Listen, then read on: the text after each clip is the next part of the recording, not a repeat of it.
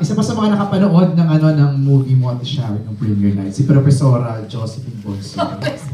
Hello. Profesora, Hi, Josephine. Hello po. Hello, Congratulations. thank you so much. Wala po sa premiere, Bumalik pero na kami, I nakabalik. watched your Thank you so much. Thank you. And siguro po tatanong ko kasi talaga yung favorite ko, yung confrontation scene na yun. Was it, Talaga, did you I cry? cried buckets. Talaga, You didn't expect it, no? Kala niyo light lang. Tapos talagang ang daming mga sinabi ka doon na parang ang narinig ko na rin sa Did you watch na? kakilala No, not ko. Tsaka parang ang sarap sabihin. Itong friend ko. Doon po sa Funny sinabi siya. niyo pong na-cut doon, ay meron po bang part din ng mga Itong friend ko. linya na nabitawan Kala ko na sa'yo. hindi na isama sa film? Kenny Santos? Sana. Marami. Pero actually, yun din naman ang meaning. Yun din ang meaning. Funny Oo. Sharon. Actually, doon din papunta lahat. Oo. Nahuli yung gist.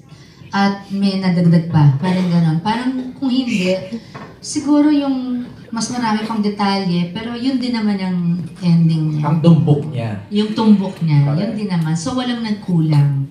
Walang kulang. Nasabi niyo na rin po ba yun sa mahal niyo na ang hirap maging asawa mo, maging anak mo? Oh. Siyempre, minsan. Kasi sometimes they expect you to be perfect or ako parang many times in my life, feeling ko, wala akong ginagawa kundi magbigay. So whether it's of myself, my time, my treasure, my talent, na walang kapalit. And feeling ko parang ang dami ko na-realize actually sa movie na ito eh. Especially sa relationships ko nung araw, nung bata ako. Siguro kasi nandun si Kath, diba? Kasi Rachel ako nag-mature na. Parang nung bata ako, feeling ko, meron nga bang nagmahal sa akin? Hindi ko kamag-anak. Talaga bang minahal ako? Or kulang? Kasi ako sobra. So, marami. Whenever I'm needed, parang I'm the problem. Parang ako yung troubleshooter.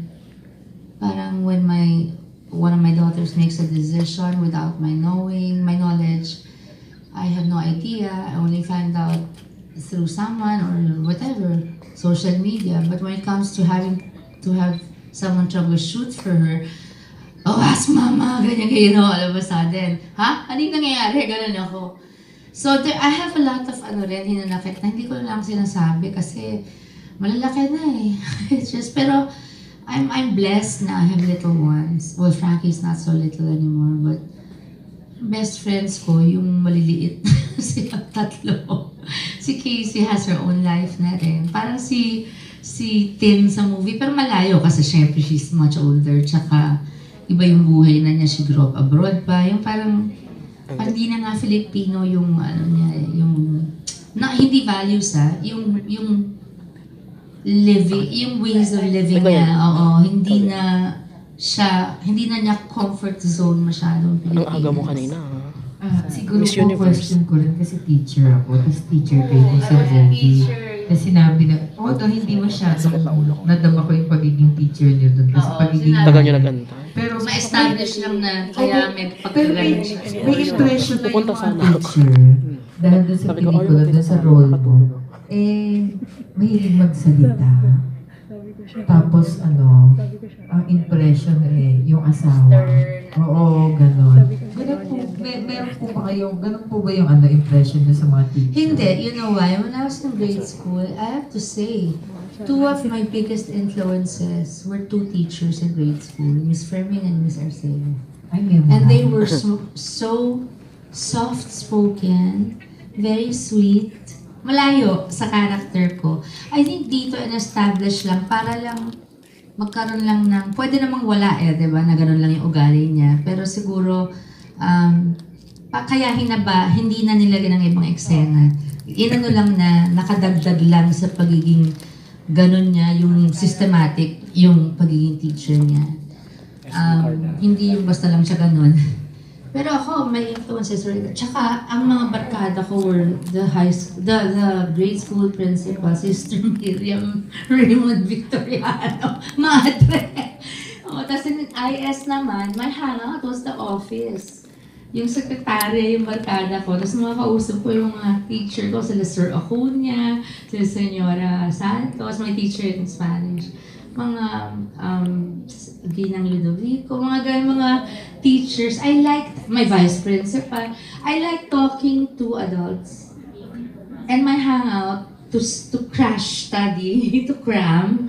If I had, kasi kung lunch break, I would cram for my Spanish exam. I would go to Bookmark. Meron kaming branch na maliit ng bookstore dun sa IS. So I would stay there. Friends ko yung dalawa nagtitinda, sila Ricky. Ngayon, naalala ko pa sila. So, ayokong nakikiusap sa... Parang, ewan ko, manang kasi ako pinanganak talaga. If my mom were alive, she'd tell you that. Manang na talaga ako. Yung... By the time I was allowed to go to parties, wala akong gana. Because I was born with only one brother who's 5 years older. So I learned how to amuse and entertain myself in my room. And noon, 5 lang ang channels eh. Puro cartoons lang. Tapos naglalaro ako Star Trek mag-isa. Magte-trace ako ng piso sa mga papel. Kinukulayan ko, didikit ko sa cabinet ko. Kunyari, nasa spaceship. Yes, Captain. Yan yung mga bonding namin ni Daddy, Wild Wild West, Kung Fu, napanood namin. So, I had a perfect childhood. And I thought, my children, actually, we were just talking a few days, last week, and I said, if only, they could interview me. Yeah, parang, Mom is so talkative on TV. But when she's at home, She's quiet. I mean, and sila Penny, ganyan. Minsan, sabi ko, Penny, huwag ka mapasok ng kwarto ko. Ayoko ng tao dito. Yaya, sabi mo, ayoko makipag-usap kahit kayo. I'm very quiet at home. Yeah. I'm almost a loner. And Kiko's the same. We talk, and then kanya-kanya na kami. Siya, news, ako laptop, mga iTunes na shows. Then we have our favorite shows. We like Madam Secretary, we liked Breaking Bad together, we liked Designated Survivor, but we haven't had a chance to bond over those, so I'm saving the episodes for him. Na mga next year pa natin mapapanood. So, yun lang, very mababaw kami. And we're always together, the 3 kids and us. They usually sleep in the room, especially Miguel, our room. Thank you. Last question ko Yes, po. sure. What do you want to go back po sa Ormoc po? Ano po yung gusto niyong balikan? Yung shimtingan namin. Kasi napakalamig, napakasarap ng hangin. Tsaka quiet. Very quiet. It's like a little Baguio city. Yeah. When Baguio was still my Baguio. When I was a little girl. My dad's and my Baguio. Accessible po sa karamihan? Very! Half an hour from the city. Kaya nga it's a private property. Privately owned property. Ayaw may benta.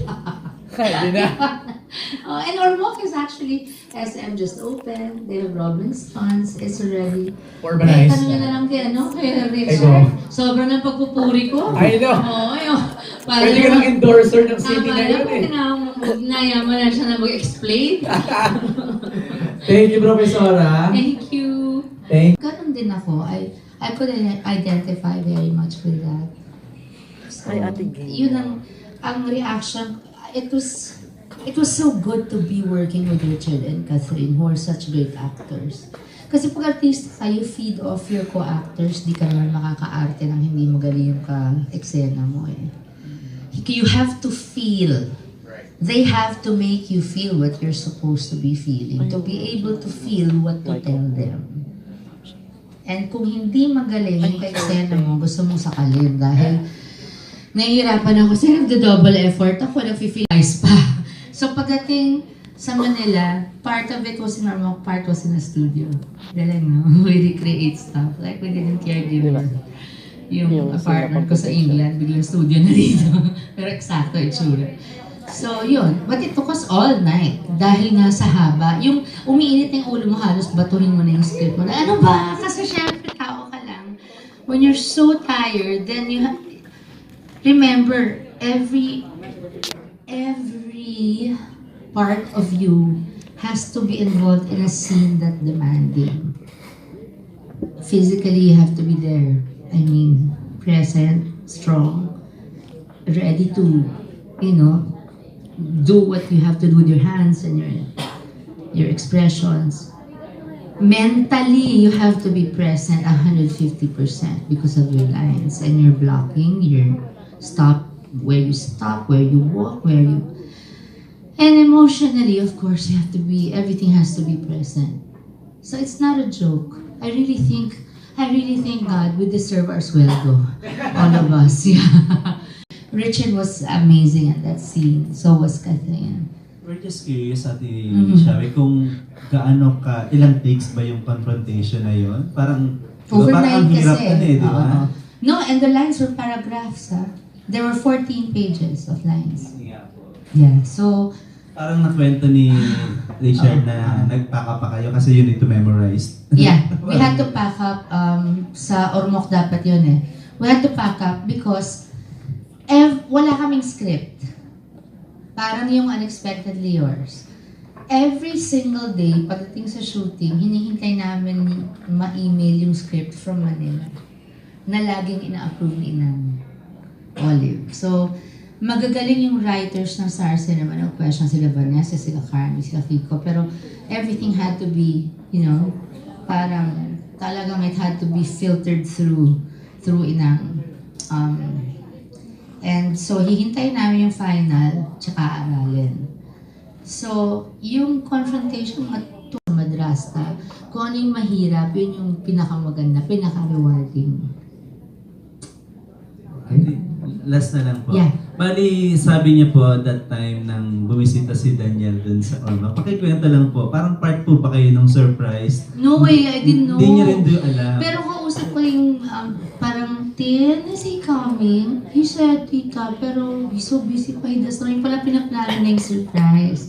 So, that was the day kasi si Ton San Diego dahil din. Yun yung affected ako. So, I came from the bathroom, paglabas ko, I saw Daniel. Parang na, he came yata the day before. Basta yung nakita ko na lang, I was so happy, pero I saw him the day na namatay si Ton. Na wala ako sa sarili. Na dapat 3 sequence kami, isa lang na shoot. Yung nagpapaalam kay Mayor, yun lang ang na-shoot. Na ilang beses ako na-take, tapos napakasimple linya ko. And then the next morning, I had to fly home. So, Bayani was one of my best friends. Kaya hindi hindi pwedeng maging magkaibigan ng artista at ang press. A handful of super duper closest friends na trusted talaga. Pero nakita niyo po yung sweetness ng dalawa during that time na nandun sila? Nung dun na, sa bahay ni Richard na. Pero, si Daniel kasi didn't want to be in the way. So, habang nag-shoot si Kath, mag-usap sila, very private, very cute couple. Nandun mami ni Kath lagi, very, very respectful na bata. Si Kath is a very good girl. And her mother is a very good mom. Alam mo yung supportive, pero nakabantay, yun parang ako. Parang I'm supportive. Tsaka Kath is, 20-something. She's already of age. And parang she entrusts Kath to Daniel talaga. Pag nandyan na, she knows Daniel makes her happy. So, nagsushoot si Kath, si Daniel naman iniikot yung Ormoc, nag-wakeboarding ba, windsurfing, mga ganon, whatever. Or aquacycle ba, yung mga ganon. So, tapos magbalik siya. Yung magkakasama silang mga bata, wala akong masasabi sa batang yun. Napakatinong bata, si Kath, tsaka silang dalawa. It's wonderful to see them together. It's wonderful at nakakaingit yung pag-alaga ni Daniel sa kanya. The way they're devoted to each other.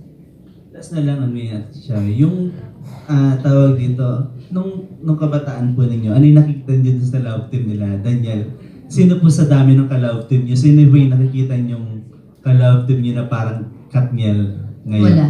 Si Daniel talaga. Si Daniel kasi you see Daniel's, I don't mean anything. I'm just talking about Daniel, okay? Wala akong pinatatamaan, wala. I'm just talking about Daniel. You can see the purity and sincerity and the true love. Hindi sila love team lang. Nagmamahalan talaga sila. Yung walang question. yung wala ka naririnig na masama about ganyan. Yung parang mahal niya si Kath. He's very faithful. Wow. Thank you, Ate Shari. Thank you, Alan.